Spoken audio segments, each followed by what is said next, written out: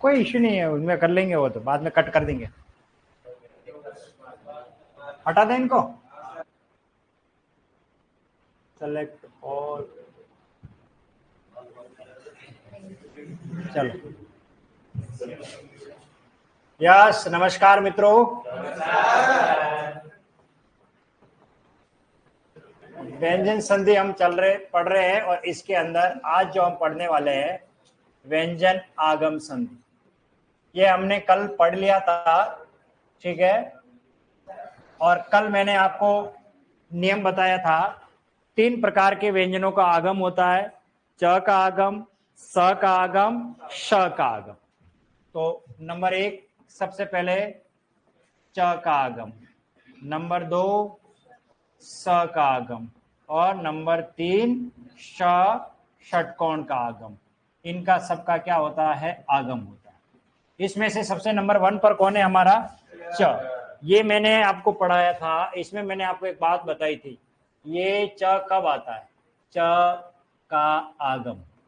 और इसके लिए हमने एक नियम निर्धारित किया था कि जब जब स्वर के बाद छ ध्वनि से अगर कोई शब्द आरंभ होता है, यानी छ वर्ण से, तो क्या होगा? यहाँ च का क्या हो जाएगा? आगम हो जाएगा यहाँ पर, ठीक है। कुछ उदाहरण मैंने लिखवाए थे। अब आप, क्योंकि ये पूरा हमने पढ़ लिया था, तो आप अभी इसको लिखना आरंभ कर ले, क्योंकि ये कल वाला मैटर है, तो अभी साथ साथ में लिख लीजिए भले, फिर उसके बाद हम इसको आगे पढ़ेंगे। तो देखिए, सबसे पहले लिखते हैं, ये एक शब्द है अनु, और इधर आ रहा है छेद। बताओ क्या बनेगा? अनुच्छेद। अनुधन छेद से बनेगा अनुच्छेद। इसी प्रकार वि धन छेद क्या बनेगा? विच्छेद। विच्छेद। इसी प्रकार ये एक शब्द है तरु और छाया, क्या बन जाएगा? तरु छाया। यानी क्या अर्थ हुआ इसका? पेड़ की छाया। इसी प्रकार अगला देखिए, प्र प्लस छन्न, और ये बनेगा प्रच्छन्न, यानी गुप्त, सीक्रेट।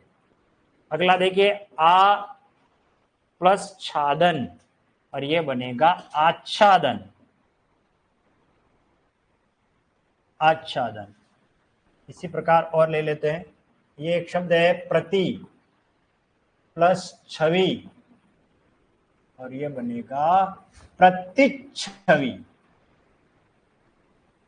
इसी प्रकार एक और है, ये प्रति धन छाया, बनेगा प्रतिच्छाया, यानी अर्थ हुआ इसका परछाई, प्रतिच्छवि हो या प्रतिच्छाया। इसी प्रकार ये है अंग प्लस छेद, और ये हो जाएगा अंगच्छेद। इसी प्रकार ये रद, और ये छद, और ये बनेगा रदच्छद, यानी दांतों के द्वारा काटा जाना, रदच्छद।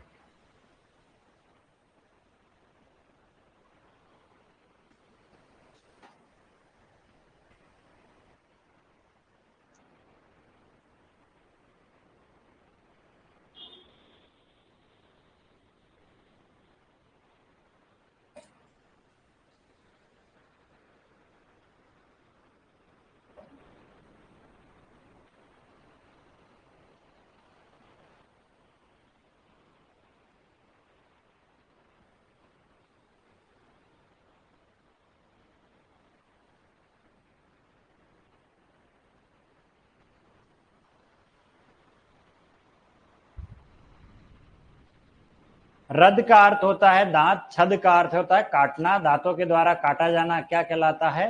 रदच्छद।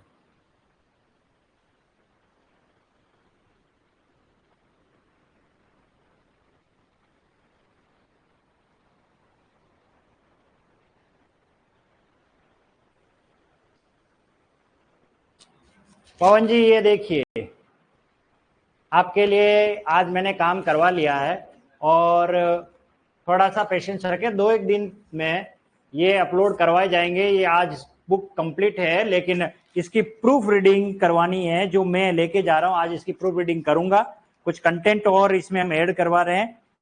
फिर उसके बाद देखिए ये विषय वस्तु भी मैंने दे रखी है, उनको दिखेगा नहीं। विषय वस्तु में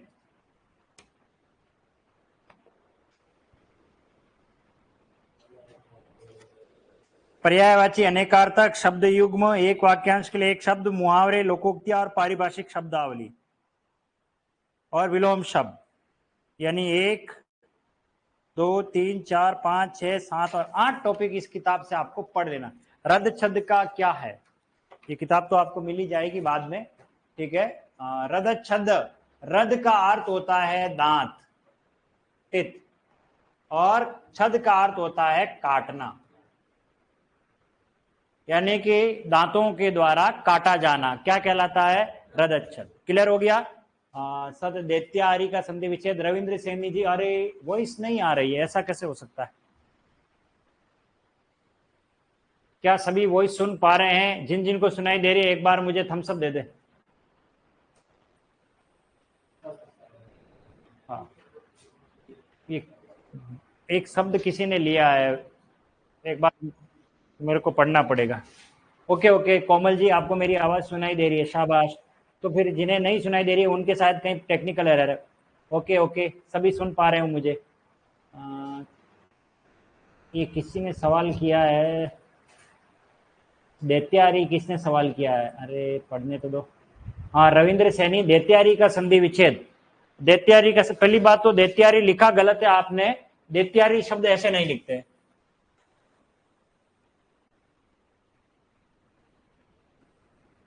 दैत्यारी इस तरीके से बनता है। देखिए ये प्रत्यय में पढ़ाऊंगा मैं रविंद्र जी। दिति में यह प्रत्यय लगता है तो शब्द बनता है दैत्य। और 2 बहनें थी, एक थी अदिति और एक थी दिति। अदिति में यह लगता है तो बनता है आदित्य। आदित्य का अर्थ है देवता और दैत्य का अर्थ होता है राक्षस। और इधर आ जाएगा अरि, अरि का अर्थ होता है शत्रु, और अ मिलके क्या बनाएगा, आ, और ये बनेगा दैत्यारी। री छोटी आएगी, बड़ी नहीं आएगी। शायद हो सकता है टाइपिंग एरर हो, आपके मोबाइल से आपने जो लिखा हुआ है वो गलत है। बाकी ये संधि विच्छेद होगा इसका, दैत्य प्लस अरि, यानी कि देव राक्षसों के जो दुश्मन है, बस इसका हिंदी भावार्थ ये हो गया।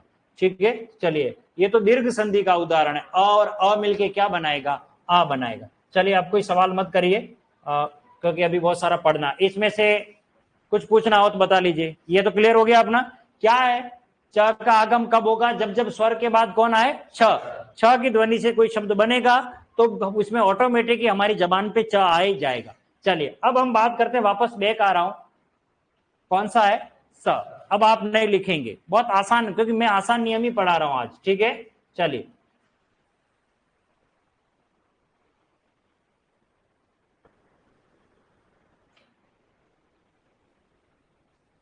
सबसे पहले हमने च का आगम पढ़ा। अब हम बात कर रहे हैं दूसरा नंबर, और दूसरा नंबर है हमारा कौन सा, श का आगम। श का आगम, इसको थोड़ा सावधानी से समझना, क्योंकि ये उपसर्ग से रिलेटेड भी हमारा काम कंप्लीट करने वाला। स का आगम कब होता है, संस्कृत में एक उपसर्ग है जो 22 उपसर्गों की श्रेणी में आता है और हमारे हिंदी में हमने स्वीकार किया है। ठीक है, और वो उपसर्ग मैं आपको पढ़ाऊंगा जब मैं उपसर्ग का टॉपिक पढ़ाऊंगा तब। ये उपसर्ग है हमारा सम। देखो ये 2 प्रकार के उपसर्ग है, एक उपसर्ग होता है सम और एक और होता है सम। दोनों में किस बात का अंतर है, हलंत का, बस, और कोई अंतर नहीं है। लेकिन जब इनका प्रयोग किया जाता है तो बहुत कुछ अंतर हो जाता है। ये जब सम लगता है इसका अर्थ है बराबर। सम का मतलब क्या है, बराबर के अर्थ में इसका प्रयोग करेंगे। जैसे देखिए सम चतुर्भुज, ये शब्द में आपने कभी सम पढ़ा होगा, ठीक है ना। जैसे समद्विबाहु त्रिभुज, जिसकी दो भुजाएं बराबर हो, समान हो, ठीक है ना, समकोण, सम यानी बराबर। लेकिन ये जो सम है ये संपूर्ण या सम्यक के रूप में प्रयुक्त होता है, ठीक है। तो मैं जिस सम की बात कर रहा हूं वो ये सम है, न कि ये वाला सम है। हालांकि ये दोनों सही है, परंतु प्रयोग के दृष्टिकोण से इस सम की उपसर्ग की बात कर रहा हूं मैं, ठीक है। तो सम उपसर्ग के बाद जब जब कृ धातु से बने हुए कोई भी शब्द आए, कृ धातु, कौन सी धातु? कृ धातु से बने कोई भी शब्द आए तो यहां क्या परिवर्तन होगा वो समझना है। यहां ऑटोमेटिक ही आपका ये वाला स आ जाएगा जबान पर, और ये जो म है वो बदलेगा बिंदी में, अर्थात अनुस्वार में। यानी एक बात आप निश्चित कर लें, जब भी स के ऊपर कभी आप बिंदी देखोगे वो बिंदी म का काम करने वाली है। जब हम उसका विश्लेषण करेंगे ऑटोमेटिक ही जब बोलेंगे तो वो म के रूप में ही आएगी हमारे मुख पर। चलिए, तो कृ धातु से बनने वाला एक शब्द है हमारा कार। कौन सा शब्द है? वो कृ धातु से बना हुआ। अब देखिए यह है सम प्लस कार, तो म बदलेगा बिंदी में, तो ये बदलेगा बिंदी में, और ये स ऑटोमेटिक ही आ जाएगा, तो ये बनेगा स, क्योंकि आधा ऐसे लिखते हैं। और समधन कार से क्या बन गया? संस्कार। देखो अब न की ध्वनि आ गई, संस्कार। बाकी क्या है? ये सम प्लस कार। अब आपसे सवाल क्या करेंगे परीक्षा में, मैं वो बता रहा हूं कि संस्कार में उपसर्ग क्या है। तो ऐसी स्थिति में आपको उपसर्ग सम निकालना है, न कि सन निकालना, न नहीं निकालना, म ही निकालना। भले उच्चारण में न आ रहा, देखो संस्कार उच्चारण में कौन सी ध्वनि आ रही है? न, लेकिन उपसर्ग में जब आपसे पूछे तो आपका उपसर्ग क्या निकलेगा? सम निकलेगा। इसी प्रकार से देखिए ये क्या आ रहा है? कृत, तो कायदे से क्या बन जाएगा बताओ? संस्कृत। क्या बन जाएगा? संस्कृत। इसी प्रकार से एक और शब्द आ गया करण। देखो कृ धातु से ही बनता है, करण में कृ धातु है, कृत में भी कृ धातु है, तो यहां बन जाएगा संस्करण। संस्करण। इसी प्रकार से देखिए ये है कृति, तो बताओ क्या बनेगा? संस्कृति। समधन कृति से क्या बनेगा? संस्कृति। और यह आ गया कर्ता, तो क्या बनेगा? संस्कर्ता। परीक्षा में कैसा भी शब्द आ जाओ, चाहे संस्कृता आओ, कर्ता आ जाओ, चाहे संस्कृति आ जाओ, चाहे संस्कृत आओ, संस्करण आओ, या फिर संस्कार आ जाओ, सब में उपसर्ग आपको सम निकालना है, और इसमें स का आगम है। कुछ भी नहीं करना है, परीक्षा में यह आए तो समधनकार, समधनकृत, समधन कृति, सम प्लस करण, सम प्लस कर्ता, बस हो गया, और ज्यादा दिमाग नहीं लगाना। अगला देखते हैं इसमें दूसरा जो क्या कह रहा है, तीसरा जो नियम क्या आ रहा है, किसका आगम है? श का आगम। श का आगम ये कब आता है इसको भी समझ लेते हैं। देखिए ये उपसर्ग है हमारा एक परि। कौन सा उपसर्ग है? परि। परि उपसर्ग के बाद जब जब कृ धातु से बनने वाले ये पांचों ही शब्द हम समझ लीजिए, तो ये जब आ जाए तो क्या होगा? यहां पर श का ऑटोमेटिक ही हमारी जबान पर आ जाएगा, श का आगम हो जाएगा। परि, और इधर आ रहा है कार, और क्या बन जाएगा? परिष्कार। परि प्लस कार से क्या बनेगा? परिष्कार। अब परिष्कार का मतलब क्या, पहले वो समझ लेते हैं। परिष्कार का अर्थ है सुधार। परिष्कार का अर्थ क्या होता है? सुधार करना। राजस्थान में एक कोचिंग भी है परिष्कार, मंगल मार्ग, जयपुर में, डॉक्टर राघव प्रकाश द्वारा संचालित। यानी कि कोचिंग की दुनिया में अगर हम बात करें कंपटीशन में, तो सबसे पहले वही कोचिंग लेकर आए, उसके बाद ये सब दूसरे कोचिंग आए। और हिंदी के जाने माने हस्ताक्षर हैं, बहुत अच्छा वो अपनी हिंदी को वो लेकर के चल रहे हैं और बहुत अच्छा ज्ञान बांट रहे हैं, बहुत अच्छी बात है। तो कोई भी कोचिंग इंस्टीट्यूट जब अपना नाम रखता है तो उसके पीछे कोई न कोई थीम, कोई न कोई ऐसी बात होती है, तभी वो कोचिंग का नाम रखता है। परिष्कार का अर्थ है सुधार। तो उन्होंने क्या सोच करके कोचिंग का नाम रखा होगा कि जो जितने भी विद्यार्थी पढ़ने आते हैं उनके अंदर बहुत सारी अज्ञानताओं का समावेश है। उन्हें जानकारी तो है लेकिन अशुद्ध जानकारी है। उस जानकारी को शुद्ध बनाना, उनके अंदर सुधार करना और उससे वो सरकारी नौकरी प्राप्त करे। इसलिए उन्होंने ये शायद सोच करके कोचिंग का नामकरण किया होगा। उत्कर्ष, अपनी जगह से ऊपर उठाना। ये उत्कर्ष शब्द का मीनिंग बता रहा हूं। हम किस स्थिति पे हैं? हम अभी बेरोजगार हैं, हमारे पास खुद के लिए अपने को चलाने के लिए भी पैसा नहीं है समझ लीजिए, लेकिन कुछ अच्छा हमें ज्ञान मिल जाएगा। अच्छा जब कंपटीशन को हम फाइट कर लेंगे उसके बाद हमको नौकरी मिल जाएगी तो हम वहां से तो ऊपर उठेंगे ही उठेंगे। तो अपनी उस जगह से ऊपर उठाना, चाहे वो ज्ञान के मामले हो, हमने जितना ज्ञान प्राप्त कर रखा उससे और अच्छा ज्ञान दे तो अपनी जगह से। इसी प्रकार रॉयल इंस्टीट्यूट, अब रॉयल इंस्टीट्यूट ने क्या थीम रख करके नाम रखा होगा? हम जिस स्थिति से, जिस परिवेश से आए उस परिवेश से हम और अपनी लाइफ स्टाइल, अपनी जो हमारी जो आने वाला जो समय है वो एकदम रॉयल बने, एक बहुत बढ़िया शानदार बने, बहुत अच्छा बने। उसके लिए उन्होंने ऐसा नाम शायद सोच करके किया होगा। तो कोई भी शिक्षण संस्थान जब भी नाम रखता है तो उसके पीछे कोई न कोई, Chintu coaching centre, Pintu coaching centre, कभी ऐसा सुना आपने? नहीं है। कोई शिक्षण संस्थान नाम रखता है तो वो थोड़ा सोच समझ कर ही रखता है। खैर, तो परिष्कार का अर्थ होता है सुधार। अगला देखिए क्या लिखा है, करण। क्या लिखा है? करण। तो बताइए क्या बनेगा? परिष्करण। देखिए मैं एक एक शब्द को बड़ी गहराई से अर्थ भी बता रहा हूं क्योंकि आगे हमारे अर्थ से संबंधित खूब क्वेश्चन आने वाले हैं। परिष्कार का मीनिंग है सुधार, परिष्करण का अर्थ है सुधारने का पूरा काम। कोई बिगड़ा हुआ काम है उसे सुधारने का काम, परिष्करण पर चल रहा मामला। ठीक है, चेक करना, देखना, करना। भू परिष्करण आपने अभी पढ़ा थोड़ी देर पहले, शब्द है ना। इसी प्रकार से देखिए ये एक शब्द आ रहा है कर्ता और इधर आ रहा है परिष्कर्ता, जो सुधार करने का काम करता है। मैं रोज आता हूं, नए नए शब्द सिखा रहा हूं, देखो ऐसे इसमें मात्रा की अशुद्धि है, ऐसे नहीं होता, ऐसे होता है। तो आपकी नजरों में मैं कौन हूं? परिष्कर्ता, क्योंकि मैं सुधार करने का काम कर रहा हूं। जब किसी ज्वेलर के पास हम जाते हैं, जौहरी के पास जब जाते हैं तो हमारे पास सोना है, तांबा है, पित्तल है या मिक्स कोई है, तो वो क्या करता है? उसका परिष्करण करता है, चेक करता है क्या ये पित्तल है, क्या ये सोना है ना।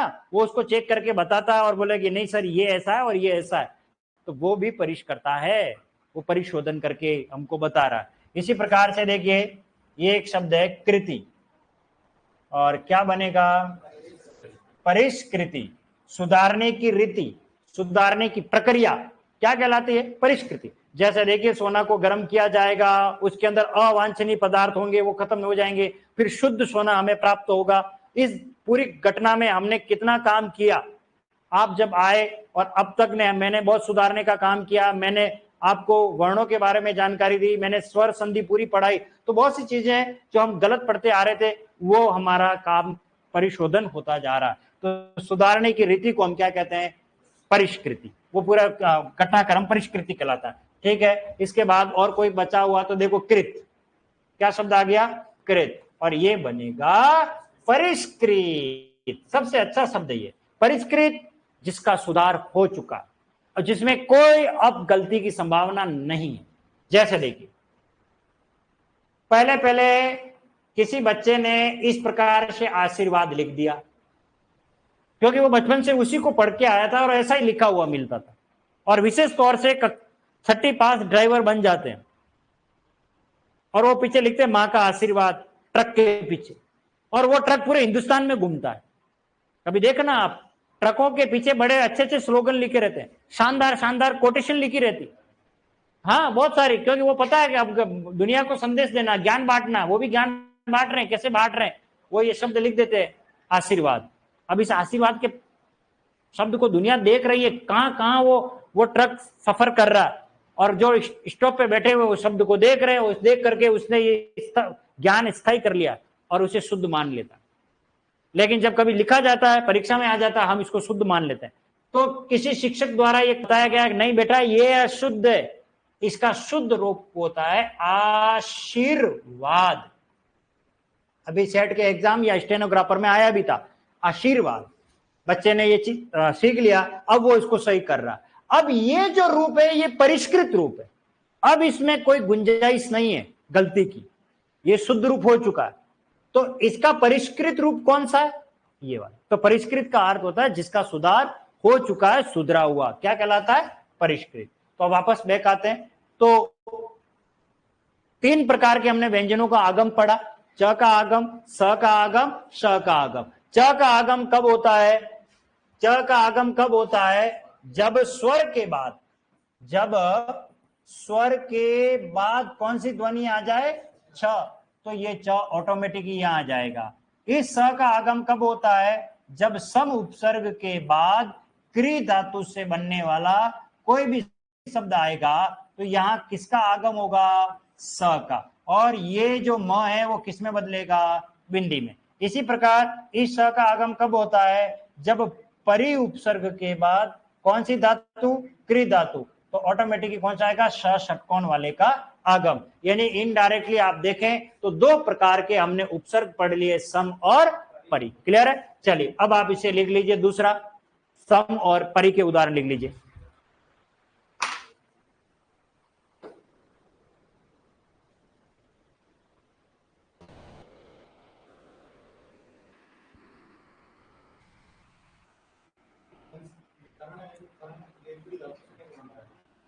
ये एक्चुअल में क्या है? ये क्रिया है, कृ धातु। संस्कृत में जैसे क्या होता है? लिख धातु, पट धातु, धातु रूप यानी क्रिया रूप है। तो पट से क्या बनेगा? पटती, पटता, पटंती, ऐसे शब्द पढ़ते ना। तो उस तरीके से ये क्रि एक धातु है, इस धातु से क्रि से कार भी बनता है, क्रि धातु से करण भी बनता है। ऐसे संस्कृत में शब्द बने हुए हैं। तो ये 5 ऐसे शब्द हैं जो क्रि धातु से बने हुए हैं, यूं समझ लीजिए आप।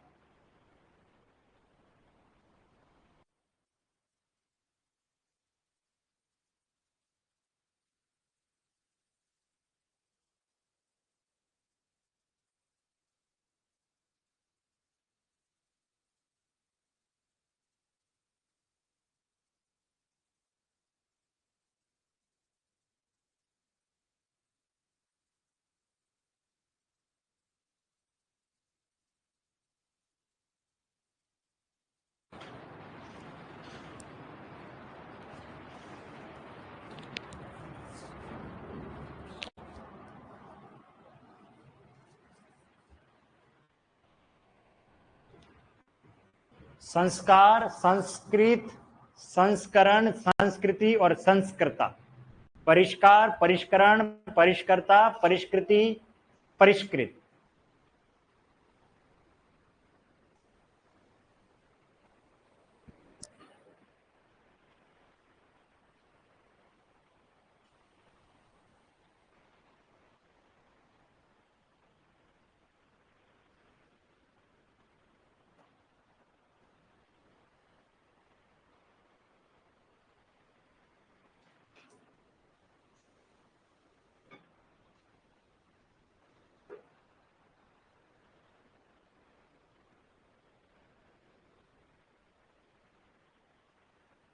स के ऊपर जब भी बिंदी वाला शब्द देखो, उपसर्ग सम ही निकालना आपको।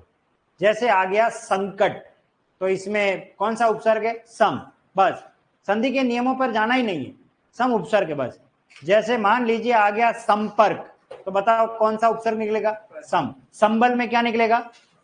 सम। मुझे याद है अच्छी तरीके से, एग्रीकल्चर सुपरवाइजर भर्ती हुई थी, उसमें एक शब्द आया था संहार, और उसमें आपको संधि विच्छेद पूछा था, सम प्लस हार। वो आपको मैं बाद में पढ़ाऊंगा, लेकिन उसमें उपसर्ग सम है।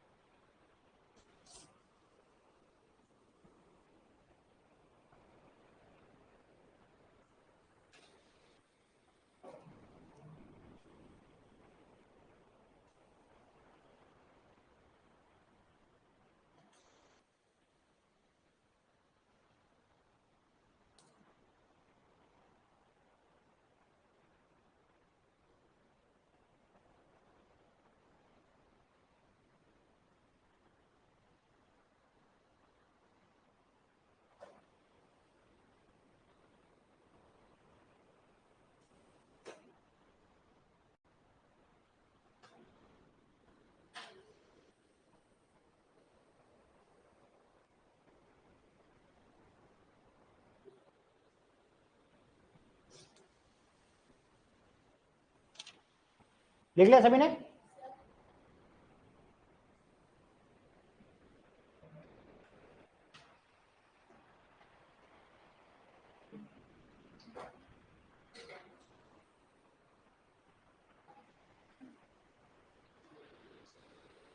कंप्लीट है?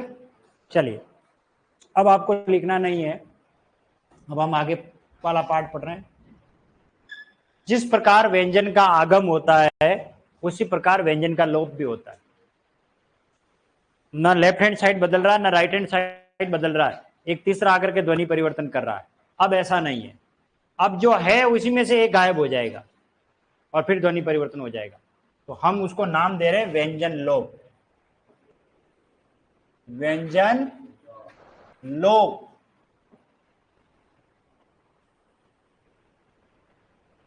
लोप का मतलब क्या होता है? गायब होना। जब तक मेरी कोई बात कंप्लीट नहीं हो कोई सवाल भी मत करना, क्योंकि आपकी सारी बातें यहाँ क्लियर करने वाला हूं। क्योंकि जब मैं ऐसी बात कहता हूं इसका मतलब कुछ तो गड़बड़ है, कंट्रोवर्शियल पार्ट आने वाला है, तो मुझे थोड़ा उस पर ज्यादा बात करनी पड़ेगी। व्यंजन लोप फर्स्ट टाइम जब आए थे तो मैंने 10-11 शब्द लिखवाए थे, उसी में से नियम पढ़ा रहा हूं मैं, वो कितना हमारे लिए महत्वपूर्ण है और अभी परीक्षा में भी आया हुआ है। व्यंजन लोप। व्यंजन लोप में मुख्यतः 3 प्रकार के व्यंजनों का लोप आता है हमारे। एक आता है न लोप, एक आता है सलोप, एक आता है रलोप।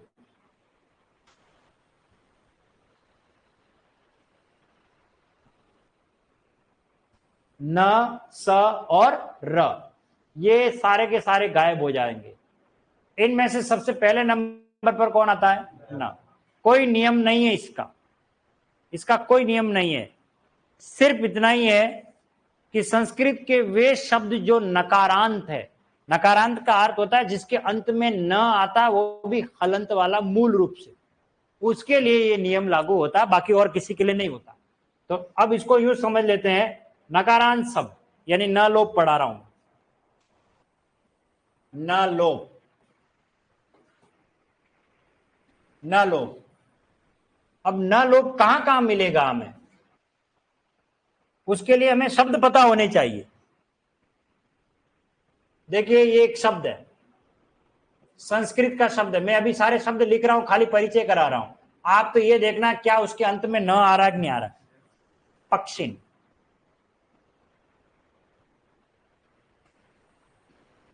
जब व्यावहारिक जीवन में पक्षी लिखा जाता है मात्रा कैसी होती है? बड़ी होती है। ये संस्कृत का मूल रूप। इसी प्रकार से देखिए ये एक शब्द है स्वामीन, न आ रहा स्वामीन, लेकिन जब स्वतंत्र रूप में स्वामी लिखा जाता है मात्रा कैसी होती है? बड़ी होती है। इसी प्रकार से एक और शब्द है योगिन, लेकिन स्वतंत्र रूप में हम योगी जब भी लिखते हैं मात्रा कैसी लिखते हैं? बड़ी। इसी प्रकार एक और शब्द है हमारा मंत्रिन, तो मंत्री जब भी लिखते हैं तो कैसे लिखते हैं? बड़ी। एक और ले लेते हैं शब्द प्राणिन, क्या शब्द बनेगा? प्राणी। प्राणी ऐसे लिखते हैं ना, मनुष्य एक सामाजिक प्राणी है, कभी पढ़ा आपने? ये सिंगल ऐसे शब्द आज भी हम काम में लेते हैं और सही है। गलती कहां करते हैं वो बता रहा हूं। जब कोई शब्द इसके साथ जुड़ता है तो जानकारी के अभाव में हम सीधे आनंद फानंद में पीछे शब्द जोड़ देते हैं। जैसे मैंने लिख दिया पक्षीराज, क्योंकि हमें पता है कि पक्षी की मात्रा बड़ी होती है, पीछे राज अपने काका जी का है, ये लगा लिया, पक्षीराज बन गया। इसी प्रकार से हमने एक शब्द बना दिया योगीराज, मात्रा बड़ी दिख रही है, बिल्कुल सही है, हम देखते भी यही है, ठीक है। जैसे स्वामी भक्त, मात्रा बड़ी दिख करके, और ऐसे शब्द बनते जाएंगे। जैसे मंत्रिमंडल, क्योंकि हमें पता है मंत्री की मात्रा बड़ी है। तो इस तरीके से ये जो शब्द मैंने लिख रखे हैं ये सारे के सारे क्या हैं? अशुद्ध है, गलत है। क्यों? क्योंकि हमें इस नियम का हमें पता नहीं था। चलिए इस पर बात करें। अब है पक्षीन, प्राणीन, युवन, ऐसे कुछ शब्द आ रहे हैं।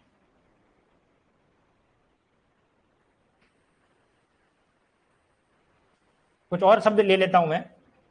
जैसे ये आ गया एक शब्द आत्मन। क्या आ गया? आत्मन। युवन,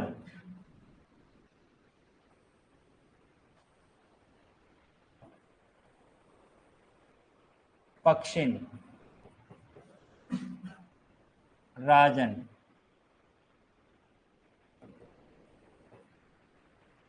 मंत्रिन, स्वामिन,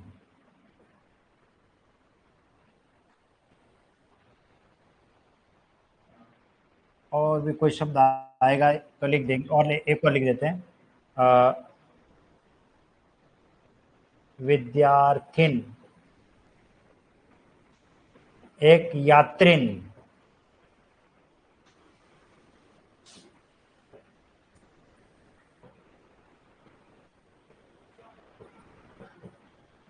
कंसेप्ट क्लियर करवा रहा हूं इसलिए थोड़े शब्दों को गहराई से ले रहा हूं, गलती की संभावना नहीं होगी। चलिए ये कुछ शब्द है जिसके अंत में क्या आ रहा है? ना आ रहा है। ठीक है, चलिए अब पक्षिन, और इसमें जुड़ेगा आपका राज। कुछ भी नहीं करना है। जब संधि होती है तो ये न गायब हो जाएगा, तो न गायब हो जाएगा। अब बचा आपका कौन? पक्षी, और ये आ जाएगा पक्षी राज। बस इतना ही करना है। अगर परीक्षा में पक्षी राज आए और ऐसा लिखा हुआ मिले तो वह अशुद्ध है, ये आपका पक्षी राज शुद्ध है। इसी प्रकार से देखिए स्वामिन, और इधर आ रहा है भक्त, और क्या बन जाएगा? स्वामी भक्त।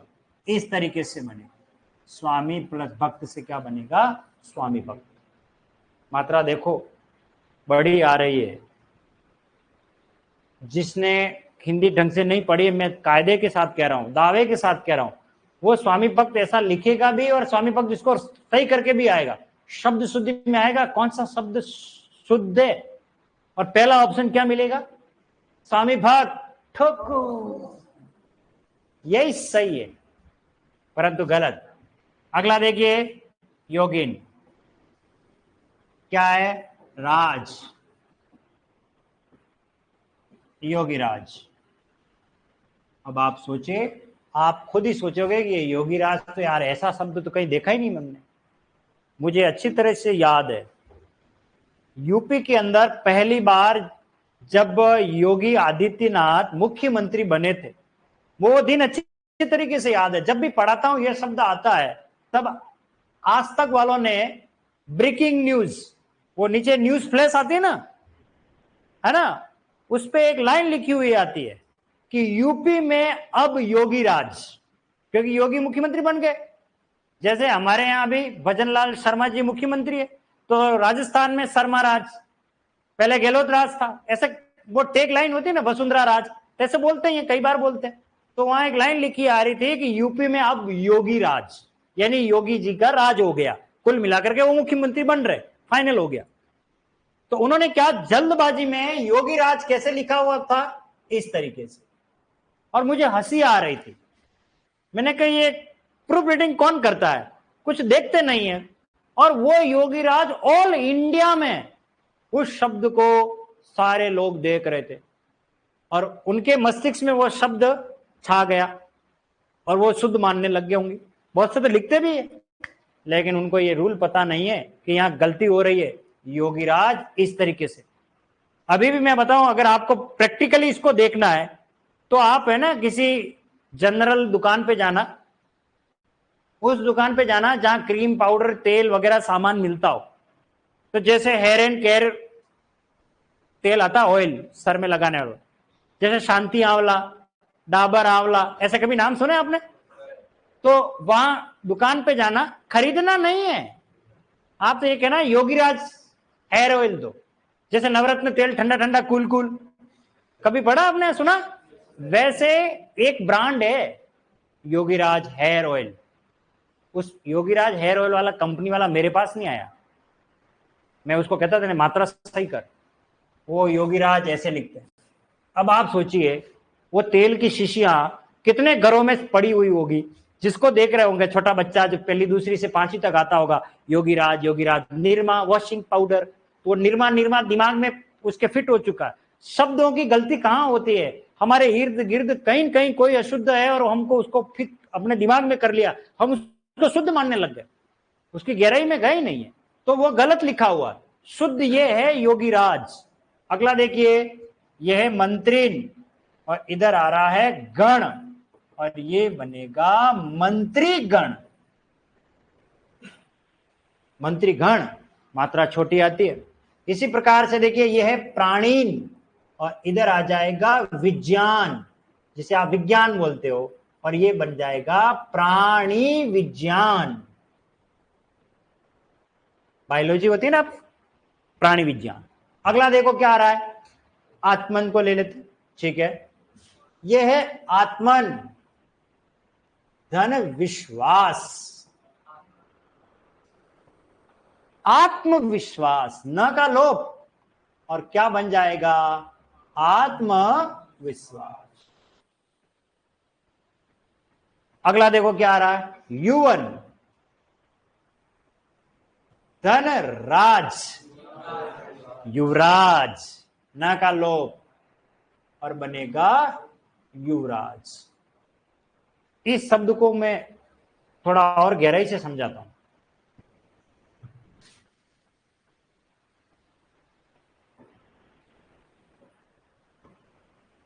पढ़िए क्या लिखा है, गलती कहां होने वाली वो बता रहा हूं मैं। युवा अवस्था एक शब्द है, और कोई मेरे जैसा पेपर सेटर है वो यहां से प्रश्न जरूर पूछेगा और लड़के गलती करेंगे। युवा अवस्था का संधि विच्छेद सामान्यतः हमारे मस्तिष्क में फिक्स है। मूल शब्द है युवा, और क्या आ रहा है? अवस्था। तो आ और अ मिलकर के आ बना रहा है, दीर्घ संधि बन रही है। परंतु आपको पता होना चाहिए युवा शब्द युवन से बना हुआ है, जैसे युवराज युवन से बना। तो युवा अवस्था का सही संधि विच्छेद अगर आपको देखना है तो युवन प्लस अवस्था, ये है सही संधि विच्छेद। तो अब इसमें किसका लोप हो जाएगा? न का, और अ मिलके क्या बनाएंगे? आ बनाएंगे। इसलिए पेपर सेटर इसको चौथे ऑप्शन में देगा, इसको पहले ऑप्शन में देगा, तो जल्दबाजी में हम इसको राइट करके आ जाएंगे। इसका एक तीसरा ऑप्शन और भी होगा, उक्त दोनों, वो राइट करना है, क्योंकि युवा अवस्था का संधि विच्छेद अगर ऑप्शन में ये नहीं है और खाली उसने युवा अवस्था ही दे रखा, इसका मतलब वो युवाओं की अवस्था के बारे में बता रहा है, तो आपको इसे प्राथमिकता देते हुए शुद्ध मानना और सही करना है। और ये भी दे रखा और ये भी दे रखा है, तो प्राथमिकता इसी को ही देनी है, क्योंकि पेपर सेटर ये देखना चाह रहा है कि आपको युवन का कंसेप्ट है या नहीं। और अगर ये भी दे रखा है, ये भी दे रखा है, तीसरा ऑप्शन और दे रखा है, उक्त दोनों, तो फिर उक्त दोनों राइट करने, क्योंकि पेपर सेटर ये देखना चाह रहा है कि क्या आप इन दोनों के कंसेप्ट को अच्छी तरीके से समझ पाए। बात समझ में आ गई? इसलिए युवा अवस्था का संधि विच्छेद युवन धन अवस्था करना, अगर विकल्प में नहीं मिले तो फिर हमें क्या करना है? युवा अवस्था करना। क्लियर है? चलिए वापस आते हैं। इसी प्रकार देखिए, मैं लिख रहा था, बच्चे ये कह रहे सर ये दो बार आ गया पक्षिन। अरे शब्द दो बार भले आए, उदाहरण दो पढ़ाऊंगा। यह है पक्षिन प्लस गण, और क्या बन जाएगा? पक्षी गण। इस तरीके से बने। अब आप देखिए कितना शब्द हम गलत लिख देते हैं। यह देखिए राजन, और इधर आ रहा है ऋषि, न का लोप। मैंने कहा ना, जब लोप होने के बाद आगे की घटनाक्रम, इधर कौन है? अ, इधर कौन है? री। अ के बाद री बनाता है अर, सप्त धन ऋषि, सप्त ऋषि। तो राजन धन ऋषि से क्या बनेगा? राज ऋषि। और आपको पता होना चाहिए, जब मैंने राज ऋषि पढ़ाया था तब भी मैंने राजन धन ऋषि संधि विच्छेद किया और कोष्टक में न लोप पढ़ाया है। मैंने कहा इसका विश्लेषण मैं आगे पढ़ाऊंगा। ये सारी बातें उसी की हो रही है। अगला देखिए, यह है मंत्रिन और इधर आ रहा है परिषद। तो बताओ क्या बनेगा? मंत्री। और इसमें मात्रा कैसी आएगी? छोटी आएगी। मंत्री में मात्रा बड़ी आती है। अभी भी मैं इसका पूरा कंसेप्ट अभी और समझाऊंगा। और ये है स्वामीन और इधर आएगा नारायण। क्या लिखा है? स्वामी। गुजरात में जाओगे मैक्सिमम स्वामी नारायण के मंदिर हैं, ठीक है, वहां मात्रा छोटी ही मिलेगी आपको। और ये है स्वामी नारायण, स्वामी नारायण। इसी प्रकार विद्यार्थीन प्लस गण, वेरी मोस्ट इंपोर्टेंट, परीक्षा में आएगा शब्द शुद्धि में। और ये बनेगा विद्यार्थी गण, विद्यार्थी गण, इस तरीके से बनेगा। और यात्री, आप यात्री बड़े में लिखते हो, ठीक है ना, कृपया यात्री गण ध्यान दे। तो यहां आ जाएगा गण और ये बनेगा यात्री गण। जबकि आप देखना, यात्रीगण अपना सामान कहते हैं ना अवेयर के रखें, संभाल के रखें, वो लिखे रहते हैं बसों में, डायलॉग लिखा रहता है, वहां सब जगह यात्री की मात्रा बड़ी लिखते हैं। क्या करें, वो मेरे पास आए नहीं पढ़ने के लिए।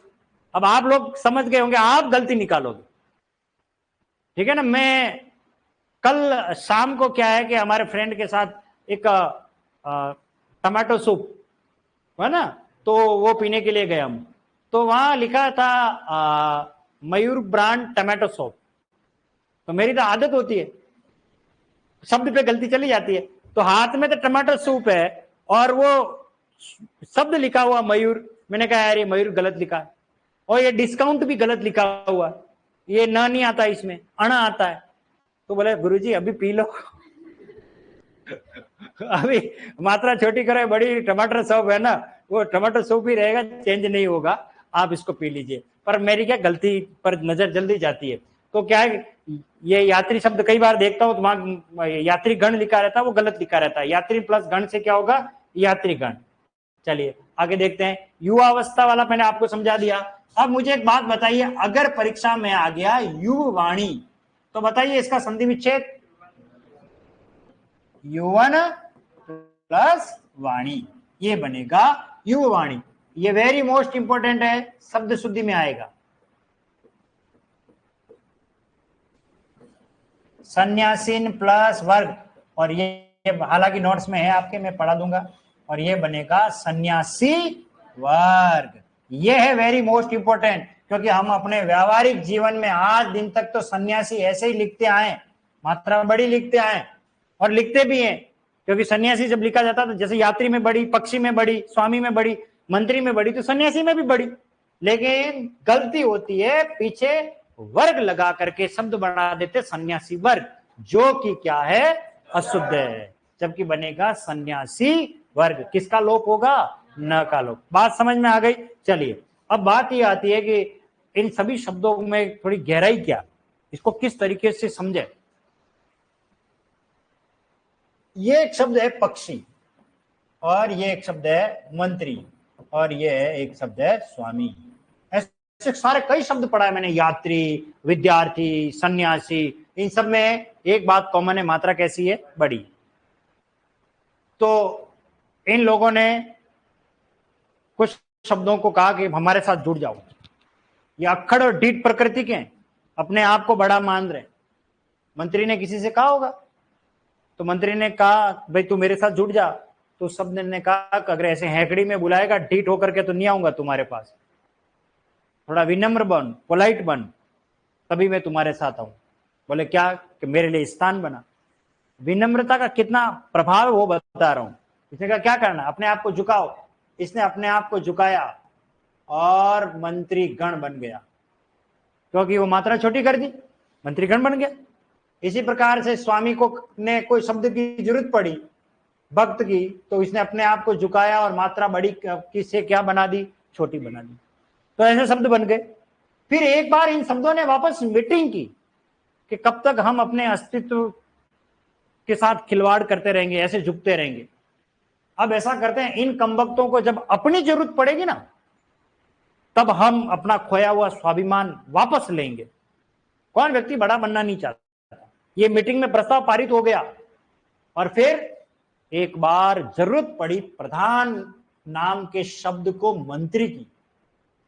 पहले मंत्री बेचारा छोटा हो चुका है, तो मंत्री ने कहा कि मेरा खोया हुआ अस्तित्व ये दे, मुझे थोड़ा सा मुझे भी गर्व करने का मौका दे। तो प्रधान ने कहा तू मात्रा बड़ी रख, कोई बात नहीं, आवे है मेरे पास। तो आ गया दौड़ता हुआ और क्या बन गया? प्रधानमंत्री। इसी प्रकार एक गृह नाम के शब्द को स्वामी की जरूरत पड़ी, तो क्या बन गया? गृह स्वामी। सीधा सा कंसेप्ट है। जब जब ये किसी शब्द के पीछे जुड़ते हैं तो मात्रा इनकी कैसी होती है? बड़ी। जब इनसे कोई शब्द बनता है तो मात्रा कैसी होती है? छोटी होती है। अब आपको समझ में आ गया कि कब मात्रा बड़ी रखनी है ना कब छोटी रखनी है। क्योंकि जब इनसे कोई शब्द बनेगा तो इनको जरूरत है, और जरूरत वाला जो होता है हमेशा झुकता है, विनम्र बनता है, अक्खड़ नहीं है। अक्खड़ बनता है, वो अपना अस्तित्व समाप्त कर लेता है। उदाहरण दिया था मैंने पहले भी और वापस दोहरान कर रहा हूं कि एक नदी के किनारे एक बरगद का पेड़ था जिसकी जड़ें बड़ी मजबूत थी। बड़े युगों से वो राज कर रहा था, उस नदी के मुहाने पर किनारे पर खड़ा था और इतरा रहा था कि मैं इतना मजबूत हूं, मेरी जड़ें इतनी मजबूत है, मुझे कोई हटा नहीं सकता। वहीं छोटी सी वो घास, दोबड़ी, दुर्वा, दोब जिसको हम कहते हैं, वो भी कहीं उग रही थी। और उस बड़े पेड़ को देख करके मनी मन डर भी रही थी कि ये पेड़ तो बड़ा विशाल है, नदी के तेज बहाव आएगा, मैं तो कहीं पता ही नहीं पड़ा मैं किधर चली जाऊंगी घास। लेकिन इसके हुआ विपरीत। नदी का जब तेज बहाव आया तो पेड़ झुका नहीं, तो उस नदी के जल में जड़ समेत उखाड़ करके कहीं फेंक दिया गया, दूर दराज तक, नामो निशानी नहीं। और वो जो घास थी वो नदी के बहाव में अपने आप झुक जाती है और पानी उसके ऊपर से निकल जाता है, विनम्र बनती है, वो अक्खड़ नहीं होती है। फिर पानी कम होता है, फिर वो घास जहां थी वहीं खड़ी रहती है और आसपास देखती है कि यहाँ बरगद का पेड़ था, किधर गया, कहीं दूर तक नजर नहीं आता। इसलिए कभी कभी हमें विनम्र बनना चाहिए और विनम्रता से हमारे काम हो जाते हैं। खैर चलिए, तो ये अक्षर ज्ञान तो हो गया हमारा। अब आप ये लिख लीजिए न लो, फिर हम आगे बात करेंगे। संयोग, संक्षेप, संत्रांश का संधि विच्छेद बताइए। समधन योग, समधन क्षेप, समधन त्रास। रविंद्र जी, हमारे अगले नियम में आज आऊंगा, आप थोड़ा धैर्य रखें। सर कोई भी टॉपिक पूरा होने पर उसे रिलेटेड क्वेश्चन लिखवा दिया करो सर। संधि हो रहे हैं, इसमें क्वेश्चन तो एक साथ ही होंगे भाई।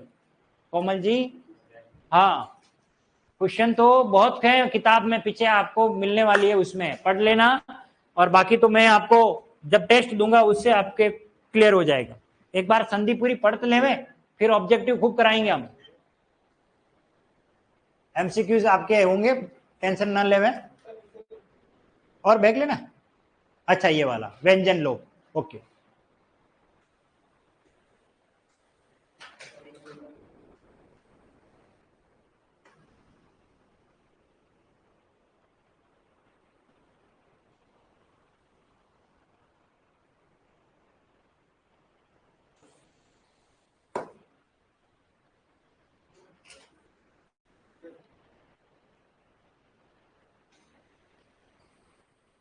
तीन प्रकार के लोप को पढ़ रहे हैं, उसमें से अभी हमने सिर्फ एक को पढ़ा, किसको? न लोप।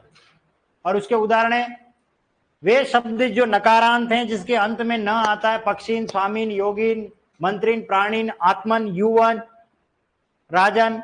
इन सब में जब कोई संधि होती है, अर्थात इन सब में कोई शब्द जुड़ता है, तो मात्रा छोटी रहती है और न का लोप हो जाता है, न गायब हो जाता है।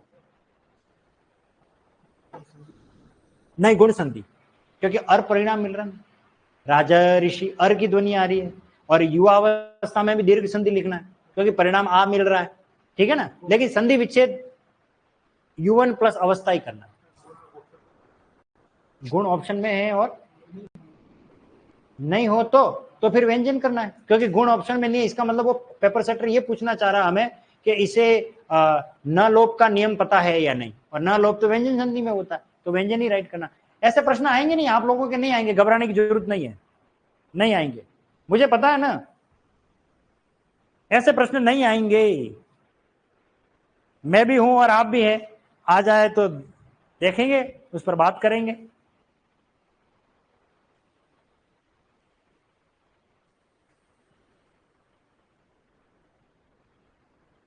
पेपर सेटर को प्रश्न बनाना ही नहीं आते हैं, पहली बात तो। 15 क्वेश्चन आएंगे, उसमें भी 3 तो है ना गलत दे देंगे। मुझे समझ में नहीं आता, उनको 15 प्रश्न बनाने की औकात नहीं है, हैसियत नहीं है उनकी। हाँ,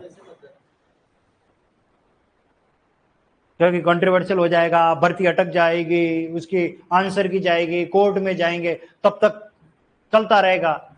1.5-2 साल निकल जाएंगे, सरकार को भी मजा आ जाएगा, वाह चलो बड़े अच्छा हुआ 2-3 प्रश्न गलत कर दिए तुम लोगों ने, फिर बाद में रिजल्ट निकालने के बाद इन प्रश्नों को करो डिलीट।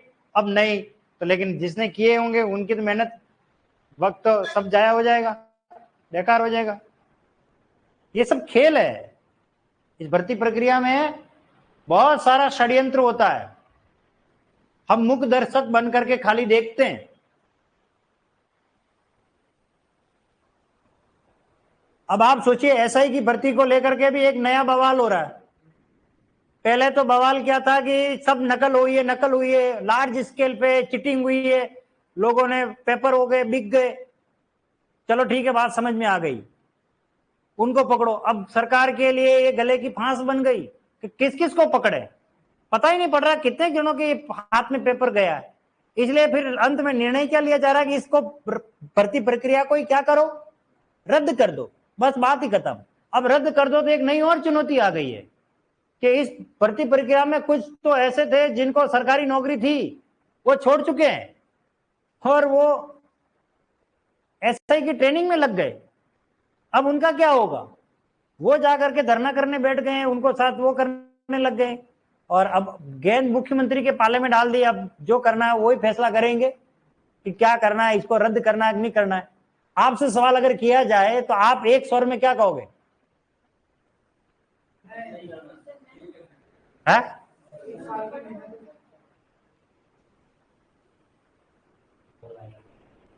पर आपने देखे कितने थानदार फर्जी हैं, तो फिर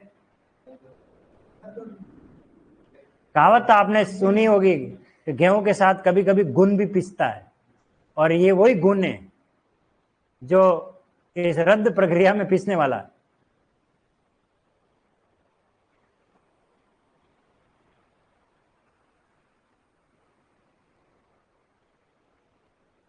पैसों की लालच में कितना खिलवाड़ होता है, आप देख लो।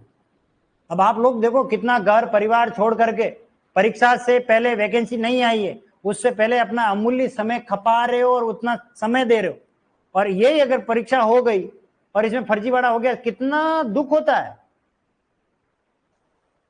बहुत दुख होता है। जाके पाव न फटे बिवाई, वो क्या जाने पीर पर आई, ये कहावत यही है। जिसके पैरों की एड़ियां कभी फटी नहीं हो ना, तो उससे खून निकलने का दर्द कोई दूसरा जान ही नहीं सकता। उसके लिए एड़ियां फटनी जरूरी है, और घर में क्रैक क्रीम होनी चाहिए। लिख लिया सभी ने? लिख लीजिए, मैं कॉपी चेक करूंगा, वहां मात्रा सही होनी चाहिए। उसके बाद अगर गलती कर ली देख लेना, स्क्रीन पे लाऊंगा उसे। हाँ, मेरे लाइव वाले भी देखेंगे, ऐसा प्रतिभाशाली बालक ये रहा। कॉपी चेक करूं मैं? मुझे पक्का यकीन है कोई तो होगा जिसने गलती की होगी, मैं कसम खाता हूं आज तो गलती करूंगा। शाबाश, बहुत बढ़िया, अच्छी बात है। चलो, मुझे आत्मविश्वास है। बढ़िया, वेरी गुड, ऐसे अच्छा शुद्ध लिखोगे ठीक रहेगा। हाँ,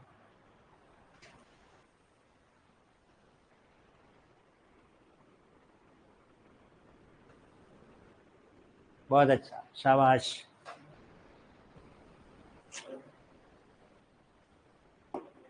अब आप लिखना, पक्षीराज लिखना सीख गए? जब फर्स्ट टाइम आए स्वामी भक्त लिखा है तब तो गलत लिख रहे थे। हाँ, तो ऐसे ही तो सुधार होगा। चलिए, इससे आगे कुछ और शब्द थे वो भी लिख लीजिए एक बार।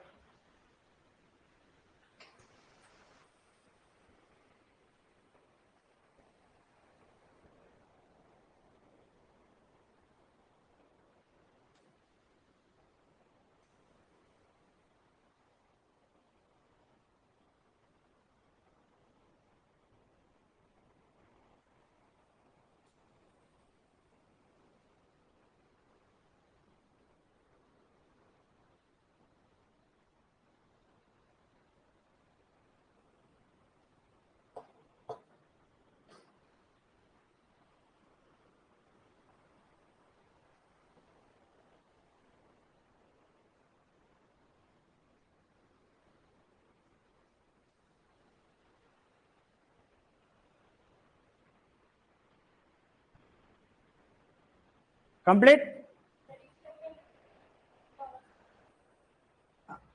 नहीं, युवा अवस्था का तो आप है ना दोनों लिख देना। जैसे छात्रावास एक शब्द है, उसके दोनों संधि मान्य है, छात्रधन आवास और छात्राधन आवास। संदर्भ के अनुसार उसको अपन ग्रहण करेंगे। सर दोनों ही लिखें क्या? बिल्कुल दोनों ही लिखने हैं। और परीक्षा में आए तो मैंने सारी बात बता दी है, प्राथमिकता इसी को देनी है, युवंतन अवस्था। हाँ यस, युवा अवस्था में शंकर जी बिल्कुल सही कह रहे हो आप। ठीक है,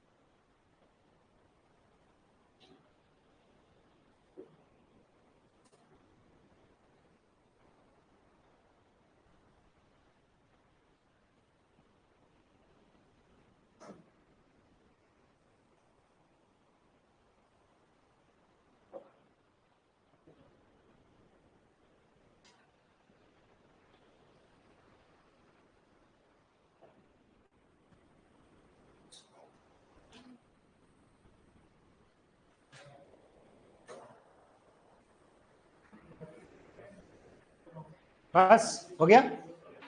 चलिए, अब कुछ भी नहीं है शायद, मेरे ख्याल से लिखा नहीं, ये हो गया क्लियर है, ये अपन ने पढ़ लिया था। चलिए सर, मैंने मंत्रिन को नत्रिन लिख दिया। अब यार नत्रिन लिख दिया तो मैंने नत्रिन थोड़ी लिखा, तो बोल रहा हूं वो तो सुन ले मैं, लेकिन अब सही कर लिया। ओके बढ़िया, चलिए अच्छी बात है। हाँ कुछ होते हैं हमारे हमारे विनोद जी बहुत अच्छे हैं। सर नोट्स बुक कब आ जाएगी? अरे आ जाएगी, आज ही तो मेरे को मिली है। अरे बुक मिली है और कोई नहीं मिली है। हाँ हाँ, वो आज ही मिली है। ये देखिए आपको इसमें ये अनुक्रमणिका मिलेगी, उसमें आपको पढ़ना क्या है वो मैं आपको बता देता हूं। उसमें और कोई टॉपिक मत पढ़ना, ये तो विलोम शब्द का टॉपिक पढ़ोगे, एक पर्याय का, एक अनेकार्थक का, एक वाक्यांश, मुहावरे, लोकोक्ति और पारिभाषिक शब्दावली, बस, और एक शब्द युग्म। इसके अलावा आपको उस किताब में कुछ भी नहीं पढ़ना है। क्यों नहीं पढ़ना है? क्योंकि मैं पढ़ाऊंगा। संधि हम पढ़ रहे हैं, समास हम पढ़ेंगे, उपसर्ग हम पढ़ेंगे, प्रत्यय हम पढ़ेंगे, शब्द शुद्धि पढ़ेंगे, वाक्य शुद्धि पढ़ेंगे, और ये सभी टॉपिक पढ़ाऊंगा मैं। लेकिन क्या है कि समय का सदुपयोग होता रहे, दो दो तीन तीन हम शब्द युग्म याद करें, पर्यायवाची याद करें, विलोम शब्द याद करें, ठीक है ना। तो उस समय जब मैं पढ़ाऊंगा तो उस समय थोड़ा अच्छा लगेगा आपको, हाँ ये हमने कुछ पढ़ा है हमारे काम का। ये मेरे जो ऑनलाइन वाले सवाल कर रहे हैं, गिरीशा है, हाँ अरे नाम का क्या करना है अभी, इसको देखिए आप तो, ठीक है। चलिए बाकी हम बात करेंगे सलोप और रलोप क्या है जानने के लिए देखें अगला एपिसोड, बात करेंगे अब अपनी अगली क्लास में। तब तक के लिए स्वस्थ रहे, व्यस्त रहे और मस्त रहे और जीवित रहे।